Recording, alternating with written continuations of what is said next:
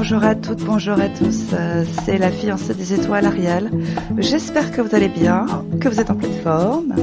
Je vous souhaite la bienvenue à notre rendez-vous hebdomadaire, c'est l'Astro-Tendance du 5 au 11 décembre 2022.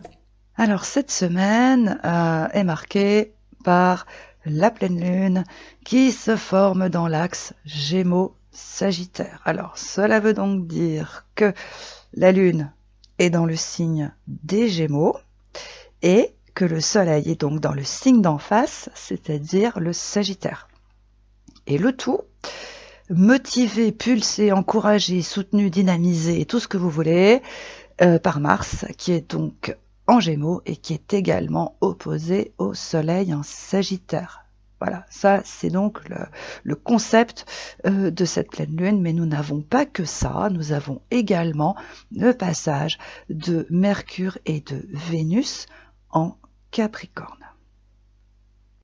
Alors commençons, si vous le voulez bien, par cette pleine lune en Gémeaux. Alors, mais qu'est-ce qui va se passer et pour quelles raisons des personnes, alors pas tout le monde, parce que tout le monde n'est pas concerné par cette pleine lune.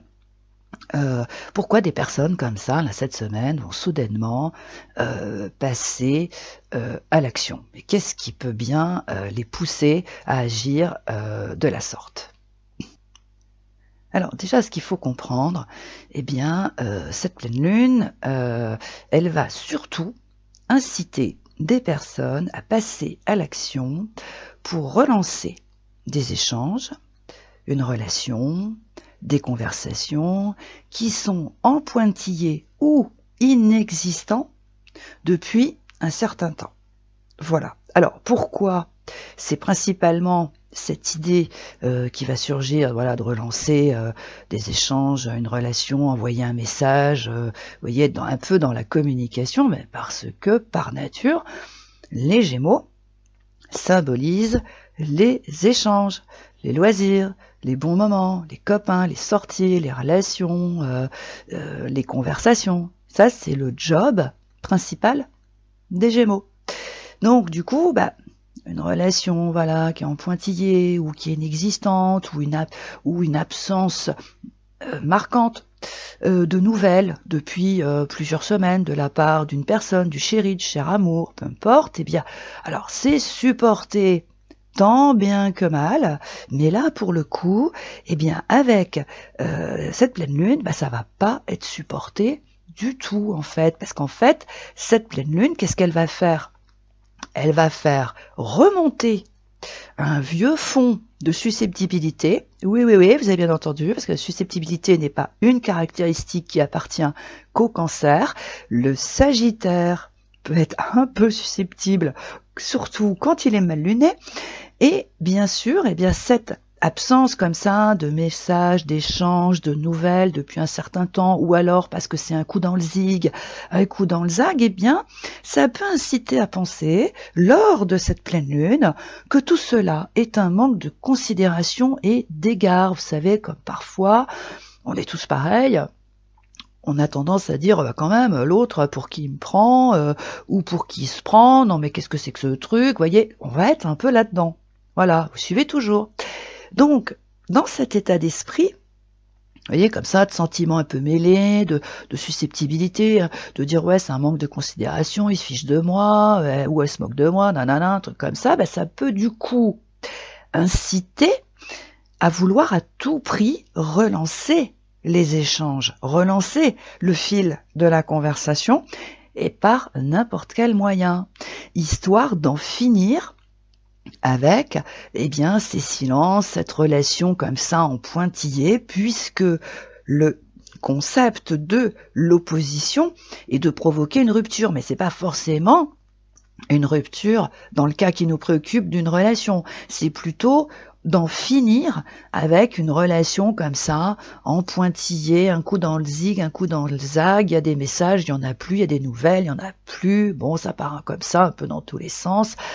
Donc l'idée c'est ça, c'est-à-dire, allez, faut arrêter ça. Donc l'idée, puisque on est avec les Gémeaux, et le Gémeaux c'est le signe des idées, eh bien, il y a une idée qui va surgir lors de cette pleine lune. L'idée, ça va être ça, de dire, bon, maintenant, allez, on va sortir de ça, on va arrêter comme ça ce froid, cette espèce de relation comme ça qui est un peu bancale, ou ces messages qui sont envoyés d'une façon sporadique, et du coup, hop, on va essayer de passer à l'action en ayant une idée de génie. Alors, bien évidemment, lors de cette pleine lune, on va avoir donc tous ces sentiments, ces considérations, ces pensées qui vont remonter en vrac et dans le désordre, puisque c'est comme un peu le concept de la pleine lune, c'est jamais bien ordonné tout ça, surtout qu'en plus on est avec les Gémeaux, donc c'est un peu éparpillé l'histoire.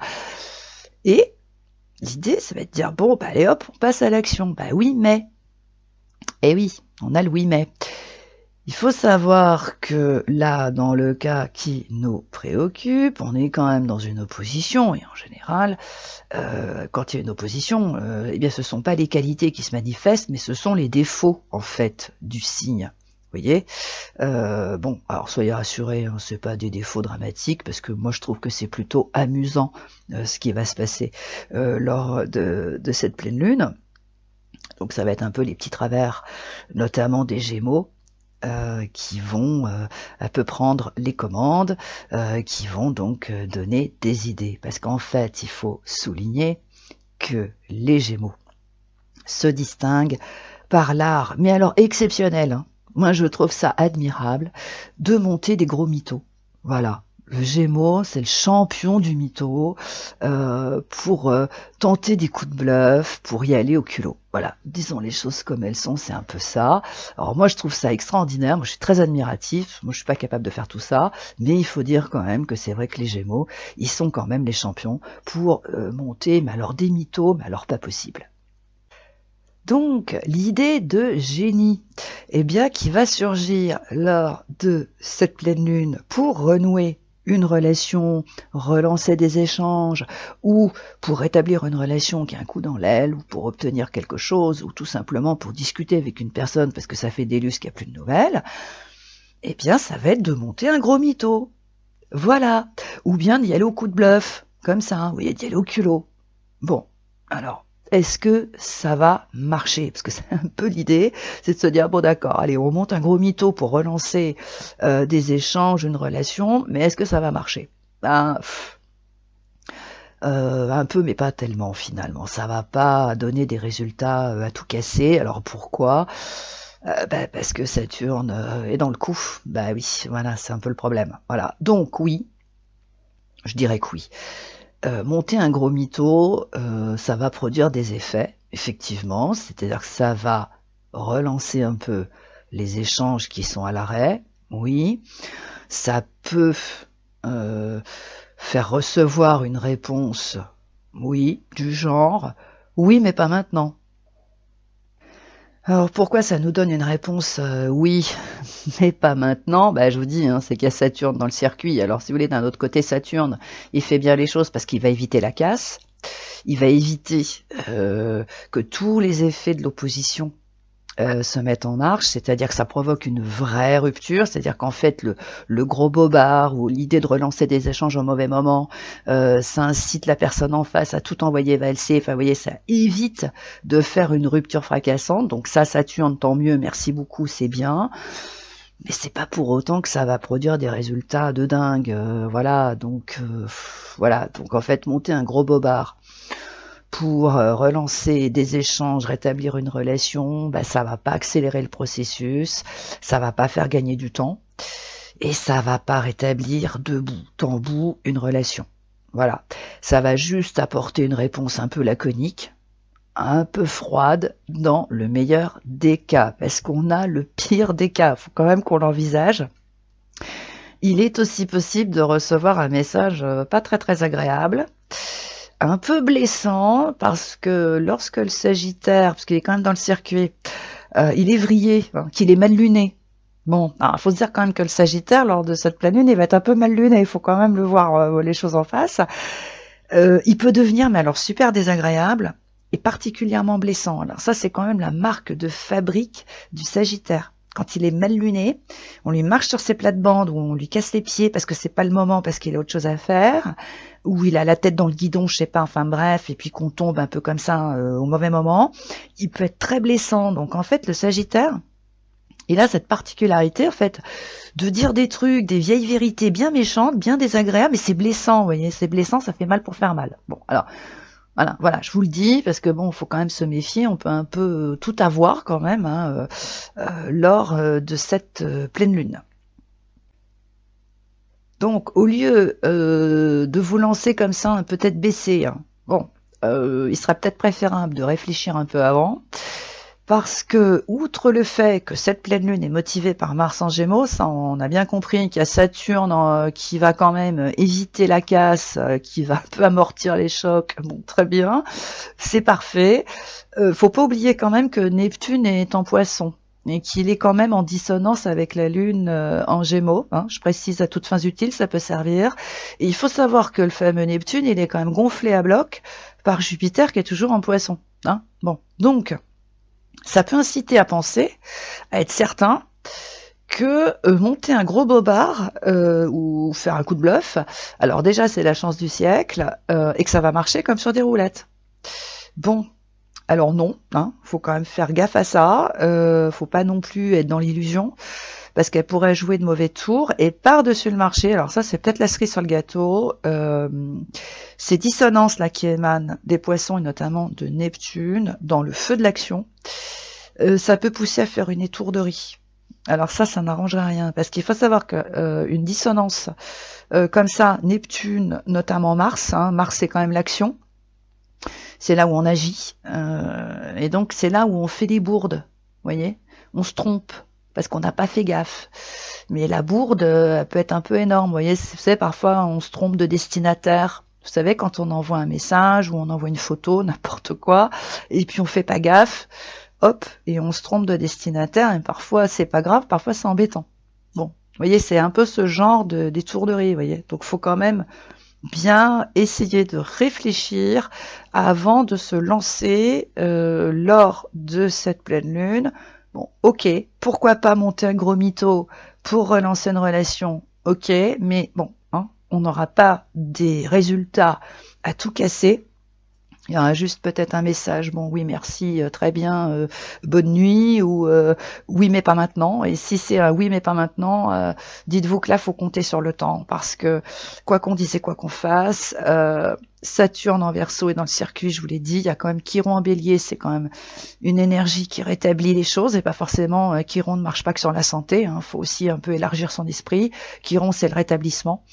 Donc comme Chiron est dans le circuit, ça indique clairement que les choses, la relation qu'un coup dans l'aile, les messages où il y en a plus, enfin bref, il y a un petit froid, tout ça, ça va se rétablir, mais avec le temps. Donc il suffit juste d'être patient. Par ailleurs, comme je vous le disais au début, il n'y a donc pas que cette pleine lune, cette semaine, nous avons Mercure qui passe le 6 décembre donc en Capricorne, et Vénus le rejoint le 10. Alors, en passant dans ce signe sérieux, stable, bosseur, efficace, compétent, réfléchi et solide comme un roc, qui est par-dessus le marché en affinité avec Jupiter et Neptune en Poisson, parce qu'il faut quand même savoir que le Capricorne et le Poisson, ça marche super bien. Mercure et Vénus, hein, en passant dans ce signe, ça va quand même arranger les affaires des personnes qui sont en quête de paix et qui font leur petit bonhomme de chemin, on va dire, hein, sans rien demander à personne. Alors, du coup, le passage de Mercure, le 6, c'est quand même plutôt une bonne nouvelle, parce que là, pour le coup, ça relance les échanges qui peuvent aboutir à une proposition de travail, puisque c'est quand même le domaine de prédilection du Capricorne. Hein, voilà, le Capricorne, c'est un signe qui est bosseur, il fait passer le travail avant tout, avant les loisirs, avant les amours, avant les amis, avant tout ce que vous voulez. Donc on peut s'attendre à ce qu'effectivement, en passant dans le Capricorne, Mercure, hop, et Vénus qui le suit le 10, ces échanges, ces conversations, ça peut aboutir à une proposition de travail.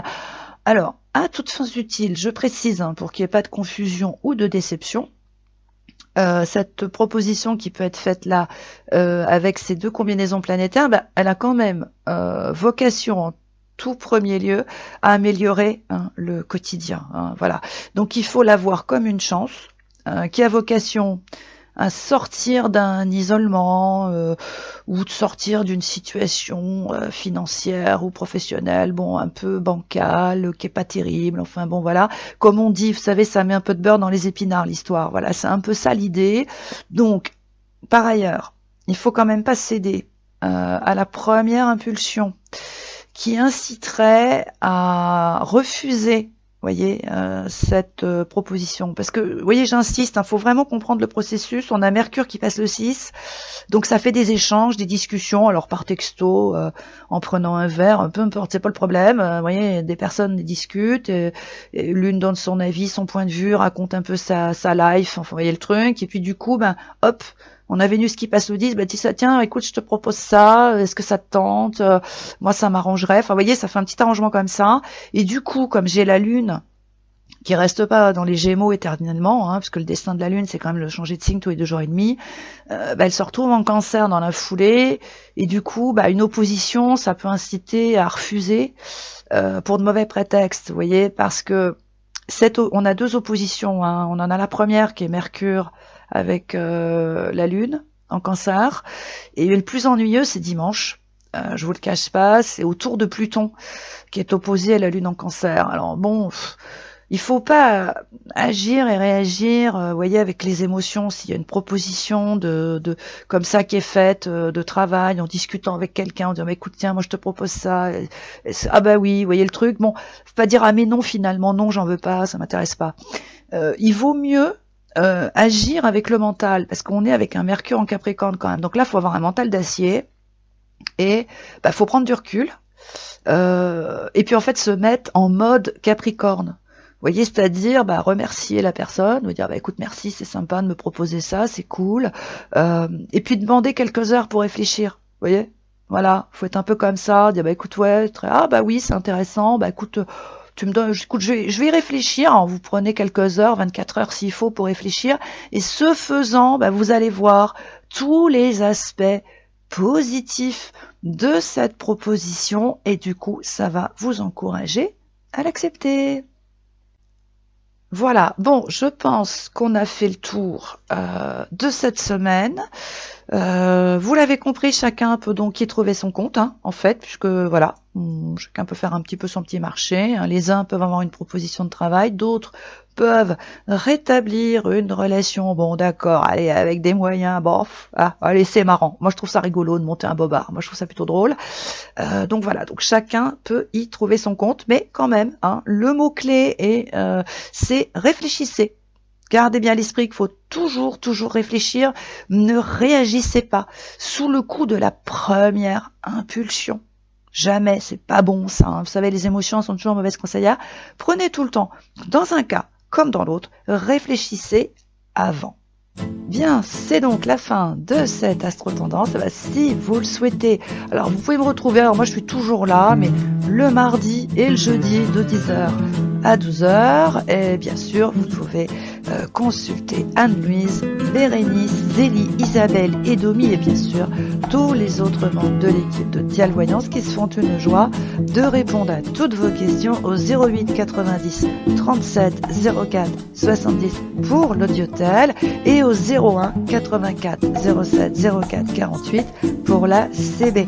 Si vous le souhaitez, vous pouvez retrouver cette astro-tendance, des podcasts et des horoscopes mensuels, donc ceux du mois de décembre, et d'autres articles sur mon blog www.lafiancéedesétoiles.com. Et bien sûr, si c'est pas déjà fait, ça je vous le rabâche toutes les semaines, abonnez-vous à notre chaîne.